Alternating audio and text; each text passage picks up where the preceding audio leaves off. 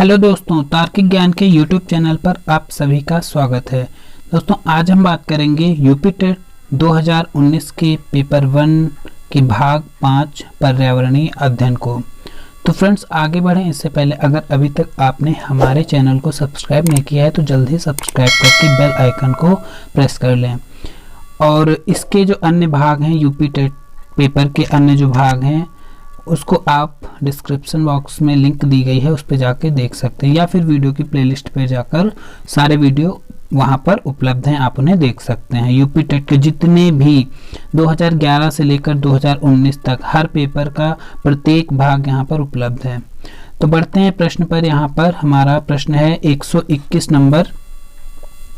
भारत में महिलाओं के लिए आरक्षण की व्यवस्था कहाँ है? लोकसभा में है, राज्य मंत्रिमंडल में है, विधानसभा में या पंचायती राज संस्थाओं में? तो जो महिलाओं के लिए आरक्षण की व्यवस्था की गई है वो की गई है पंचायती राज संस्थाओं में की गई है। अगले प्रश्न पर बढ़ रहे हैं। 122 नंबर प्रश्न है, किसी राज्य के राज्यपाल की नियुक्ति के लिए कम से कम क्या उम्र होनी चाहिए? तो ये बहुत ही सिंपल सा क्वेश्चन है। राज्य के राज्यपाल के लिए जो नियुक्ति के लिए न्यूनतम आयु होती है वो क्या होती है? 35 वर्ष होती है। सही विकल्प इसमें ए वाला बनेगा। अगला प्रश्न है 123 नंबर। यहाँ पर सूची दी गई है, इनको सुमेलित करना है। ठीक है, तो यहाँ पर सुमेलित करेंगे। देखते हैं, भारतीय संघ, फिर दूसरा क्या है, राज्य, फिर नगर निगम, फिर ग्राम पंचायत। तो इसमें कुछ तो आपको क्लियर ही होंगे। जैसे ग्राम पंचायत किसका होता है? सरपंच का होता है। भारतीय संघ प्रधानमंत्री, नगर निगम किससे मैच करेगा? मेयर से। और राज्य किससे? राज्यपाल से। तो यहाँ पर देखिए सही विकल्प क्या बनेगा? ए का पहला वाला है और बी का तीसरा। यहाँ पर आगे देख लेते हैं। देखिए ए का कौन सा बना था? ए वाला ही बना था, तो यहाँ से इसी लाइन से पकड़ में आ रहा है ए, सी, डी और बी। अगला प्रश्न है, अनुच्छेद 356 का प्रथम प्रयोग कब और कहाँ हुआ? 356 जो अनुच्छेद था इसका प्रथम प्रयोग कब और कहाँ हुआ था? तो इसमें कई लोग जम्मू कश्मीर से भी लगा सकते हैं, लेकिन ये गलत ऑप्शन है। यहाँ पर सबसे पहले अनुच्छेद जो है 356 केरल में प्रयोग किया गया था। अगला प्रश्न है 125 नंबर। नगर निगम द्वारा कौन सा कर लगाया जा सकता है? जो नगर निगम है उसके द्वारा कौन से कर लगाए जा सकते हैं? 4 ऑप्शन दिए गए हैं। मनोरंजन कर, चुंगी कर, गृह कर या फिर उपरोक्त सभी। तो जो नगर निगम है उसके द्वारा यहाँ पर उपरोक्त सभी मतलब तीनों कर लगाए जा सकते हैं। ठीक है, तो यहाँ पर अगले प्रश्न पर हम बढ़ेंगे। 126 नंबर अगला प्रश्न है। यहाँ पर पूर्वा किस अधिवास में शामिल है? जो यहाँ पर पूर्वा की बात की गई है वो किस अधिवास में शामिल है? ग्रामीण ऑप्शन है, रेखीय ऑप्शन है, अपखंडित है, नगरीय है। तो यहाँ पर देखिए सही विकल्प जो बनता है वो हमारा ग्रामीण बनता है। पूर्वा किस अधिवास में शामिल है? ग्रामीण अधिवास में शामिल है। अगला प्रश्न है, कौन सा ज्वालामुखी पर्वत है? मतलब पर्वत है और ज्वालामुखी भी है, कौन सा है? अरावली है, अपलेशियन है, यूराल है या फिर किलिमंजारो है? इसमें सही विकल्प हमारा है किलिमंजारो। ये ऐसा ज्वालामुखी है जो एक पर्वत है। ये कहाँ पर स्थित है? तंजानिया में स्थित है और एक ऐसा एक निष्क्रिय ज्वालामुखी पर्वत है। और ये जो है दुनिया का सबसे ऊंचा मुक्त खड़ा पर्वत है, मतलब खड़े रूप में सबसे जो है ऊंचा पर्वत माना जाता है। अगला प्रश्न है 128 नंबर। एलिफेंटा द्वीप अवस्थित है, कहाँ पर स्थित है? कच्छ तट पर। भाई कच्छ कहाँ है? गुजरात में। मुंबई तट पर, गंगा डेल्टा, गोवा तट पर। तो देखिए यहाँ पर वैसे तो सही विकल्प बी वाला बनता है, मुंबई तट पर। लेकिन एक यहाँ पर अगर मान लीजिए नहीं पता है तो इतना तो पता होगा भाई, एलिफेंटा जो गुफाएं हैं वो कहाँ है, महाराष्ट्र में। तो महाराष्ट्र की राजधानी क्या है, मुंबई है। तो इससे पकड़ में आ जाता है मुंबई, क्योंकि गंगा का डेल्टा का यहाँ कोई मैच नहीं बनता है, और ये दो ऐसे गलत है यहाँ पर, इससे क्लियर हो जाता है मुंबई ही है। अगला प्रश्न है, मानसूनी वन पाए जाते हैं, कहाँ पाए जाते हैं, मानसूनी वन पाए जाते हैं जहां वर्षा मतलब होती, कितनी वर्षा होती है तो वहां के मानसूनी वन होते हैं। तो यहाँ पर देखिए ऑप्शन नंबर जो 70 से 200 सेंटीमीटर, ऑप्शन नंबर ए सही विकल्प यहाँ पर बनता है। जहां पर इतनी वर्षा होती है वहीं पर जो है मानसूनी वन पाए जाते हैं। और जो उष्णकटिबंधीय पर्णपाती वन भारत में जो है सबसे बड़े क्षेत्र में फैले हुए वन हैं, ठीक है, और इन्हें ही मानसूनी वन कहा जाता है। जो उष्णकटिबंधीय पर्णपाती वन होते हैं उन्हीं को कहा जाता है मानसूनी वन।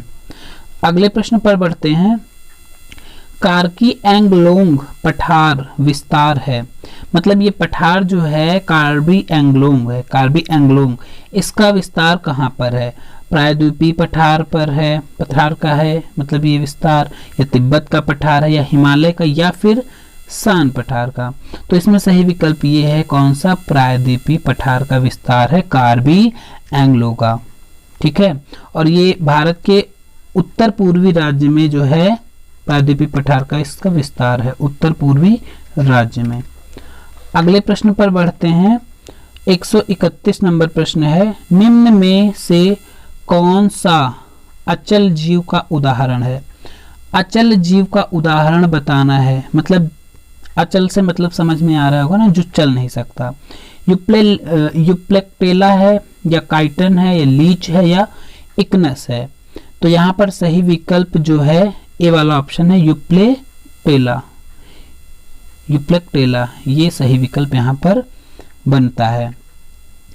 ये अचल जीव है जो चलने में सक्षम नहीं होते हैं और किसी मतलब एक आधार होता है दृढ़ सा, उससे चिपके रहते हैं।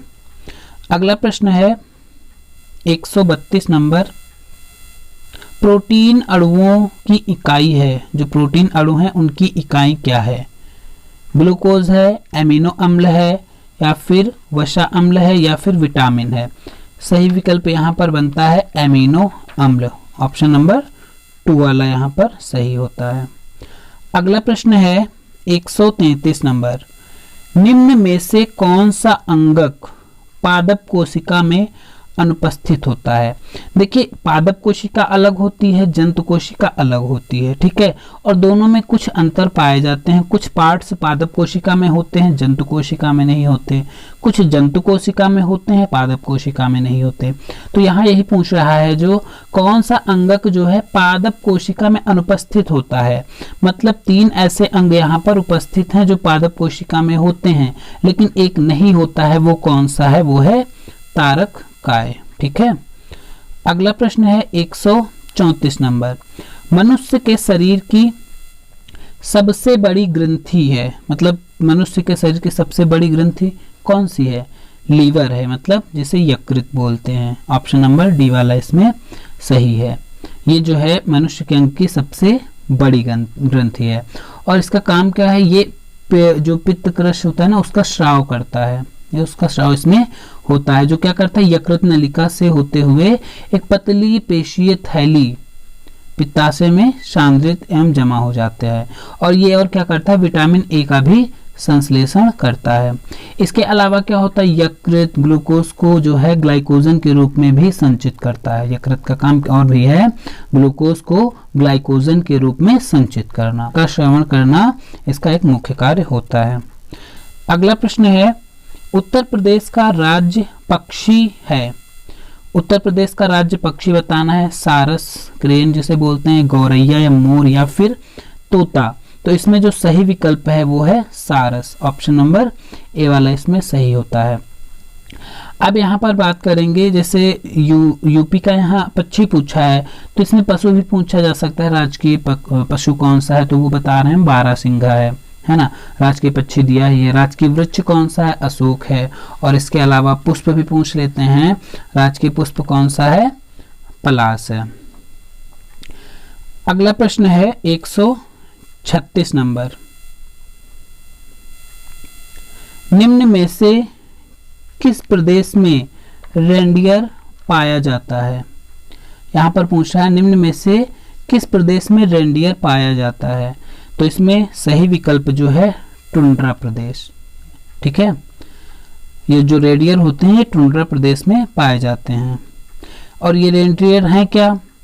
ये इस प्रदेश के निवासियों के लिए परिवहन और माल की ढुलाई के काम में आने वाले एक जो है जानवर टाइप में होते हैं। ठीक है, और इनका और प्रयोग किस में किया जाता है? ठंड से बचने के लिए यहाँ पर इनकी जो खाल जो है लोग पहनते हैं, और इसका मांस और इसका दूध भी लोग प्रयोग करते हैं, मतलब एक प्रकार का जानवर है। अगला प्रश्न है, निम्नलिखित में से कौन सा एक शीतोष्ण घास प्रदेश नहीं है? शीतोष्ण घास प्रदेश, ये बहुत इंपॉर्टेंट क्वेश्चन है, इससे किसी न किसी तरह घुमा के प्रश्न जरूर पूछते हैं। पंपास है, डाउन्स है, कंपास है या प्रेयरीज है? तो देखिए यहाँ पर शीतोष्ण घास प्रदेश नहीं है पूछ रहा है।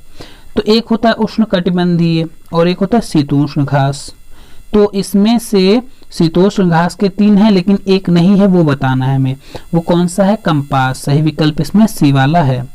ये जो है शीतोष्ण घास प्रदेश नहीं है। ये कौन सा है? उष्ण कटिबंधीय। अब शीतोष्ण में देखिए पंपास है, और कौन सा है? डाउन्स, प्रेयरीज, ये तीनों तो आते हैं। अब बात कर लेते हैं जो उष्ण कटिबंधीय हैं वो कौन से हैं? वो एक कंपास है जो इसमें नहीं आला है ना, और एक सवाना बोलते हैं जो पूर्वी अफ्रीका में पाया जाता है। लानोस भी बोलते हैं, एक होता है जो वेनेजुएला में पाए जाते हैं। ये घास के मैदान हैं, इनके अलग अलग जगह पर अलग अलग नाम से जाना जाता है। जैसे पंपास है, ये कहाँ पर? अर्जेंटीना में इसे जाना जाता है। घास के जो मैदान होते हैं ये अर्जेंटीना में इस नाम से जाने जाते हैं। और जो डाउन्स होते हैं ये जो हमारा ऑस्ट्रेलिया है ना, वहाँ के पर इस नाम से जाने जाते हैं। और जो प्रेयरी है उत्तरी अमेरिका में घास के मैदान इस नाम से जाने जाते हैं। अगला प्रश्न है, जनसंख्या के आकार के अनुसार बृहत्तम महाद्वीप, मतलब जनसंख्या के आकार के अनुसार सबसे बड़ा महाद्वीप पूछ रहा है। यहाँ पर यूरोप है, एशिया है, उत्तरी अमेरिका है या फिर अफ्रीका है? तो यहाँ पर ये आपको पता ही होगा, इसमें सही विकल्प जो है वो है एशिया। चाहे यहाँ पर अगर पूछे जनसंख्या के आकार के अनुसार तब भी एशिया होगा, क्षेत्रफल के आधार पर पूछे तब भी एशिया ही बृहत्तम द्वीप है, मतलब सबसे बड़ा द्वीप है। अगला प्रश्न है 139 नंबर, भारत में थारू जनजाति कहाँ निवास करती है? ये जो जनजाति है थारू, ये कहाँ निवास करती है? थार मरुस्थल में, या फिर उत्तराखंड में, या उत्तर प्रदेश के तराई क्षेत्र में, या फिर झारखंड में? तो देखिए इसमें काफी कंफ्यूजन भरा क्वेश्चन था उस टाइम। तो इसका जो सही विकल्प है, इसमें आयोग ने 2 उत्तर माने हैं। एक तो उत्तराखंड में भी माना है और दूसरा माना है जो उत्तर प्रदेश का तराई क्षेत्र है, मतलब ये दोनों विकल्प इसमें सही माने गए थे। अगला प्रश्न है 140 नंबर, भिलाई इस्पात संयंत्र स्थित है, ये कहाँ पर स्थित है? मध्य प्रदेश में है, या फिर छत्तीसगढ़ में है, या फिर झारखंड में है, या फिर ओडिशा में है? तो इसमें जो सही विकल्प है वो हमारा है छत्तीसगढ़। जो भिलाई इस्पात संयंत्र है वो कहाँ पर है? छत्तीसगढ़ में स्थित है। यह भारत का पहला इस्पात उत्पादक संयंत्र है जहां पर मुख्यतः कौन सा काम होता है? जो रेलों का बनाना, मतलब रेल का जो निर्माण होता है उसका उत्पादन करना, ये यहीं पर होता है। अगले प्रश्न पर बढ़ रहे हैं। 141 नंबर प्रश्न है, संसार का सर्वाधिक समस्याकारी जलीय खरपतवार जिसे बंगाल का आतंक भी कहते हैं वह है, मतलब ये संसार का सबसे ज्यादा समस्याकारी जलीय खरपतवार है और इसे भारत में जो बंगाल है उसका आतंक भी कहते हैं। कौन सा है? लेंटाना कैमारा है, या फिर एखोर्निया क्रॉसिपस जिसे जलकुंभी बोलते हैं, या फिर पार्थिनियम हिस्टेरोफोरस जिसे कांग्रेस घास बोलते हैं, या फिर सिनोडोन डेक्टाइलोन या दूब घास जिसे बोलते हैं। तो देखिए यहाँ पर जलीय खरपतवार की बात हो रही है, ठीक है। तो ये जो एखोर्निया क्रॉसिपस है जिसे जलकुंभी बोला जाता है, यही इसे नाम से जाना जाता है, बंगाल के आतंक के नाम से, और जो है संसार का सबसे ज्यादा समस्याकारी जलीय खरपतवार ये माना जाता है। इसमें क्या होता है, ये एक पानी में तैरने वाला जो है खरपतवार है, मतलब पानी के ऊपर ये तेजी से तैरता रहता है। अगर पानी बह रहा है तो उसके साथ तैरता चला जाएगा, अगर पानी एक जगह पर स्थिर है तो उसी में ये ग्रो करता रहता है, मतलब उगता रहता है। ये करता क्या है, ये जल की ऑक्सीजन को काफी ज्यादा एब्जॉर्ब कर लेता है, मतलब उससे खींच लेता है, और जिससे क्या होता है, जो उस जल में जो मछलियां होती हैं उनके मरने के चांसेस बढ़ जाते हैं। अगले प्रश्न पर बढ़ेंगे। 142 नंबर प्रश्न है, वायरस के अजैविक होने का लक्षण है। वायरस है वो अजैविक होने का लक्षण इसमें कौन सा बताता है? इसमें वंशानुगत सामग्री नहीं पाई जाती है, या फिर यह प्रजनन नहीं कर सकता, या फिर इसमें प्रोटीन नहीं पाया जाता, या फिर इसको क्रिस्टल के रूप में परिवर्तित किया जा सकता है। तो अजैविक होने का लक्षण यहाँ पर यह है कि इसको क्रिस्टल के रूप में परिवर्तित किया जा सकता है, मतलब ये जीवित जो चीजें होती हैं उनमें ऐसा गुण नहीं पाया जाता है, जो अजैविक होते हैं उनमें पाया जाता है। जबकि वायरस को मतलब जैविक और अजैविक के बीच की कड़ी मानी जाती है ना, उसमें मतलब दोनों टाइप के गुण पाए जाते हैं। अगला प्रश्न है, पादप हार्मोन जो फलों को पकाने में सहायता करता है, वो क्या है? जो पादप हार्मोन है जो फलों को पकाने में सहायता करता है, वो है यहाँ पर सही विकल्प डी वाला, चौथा नंबर इथाइलिन।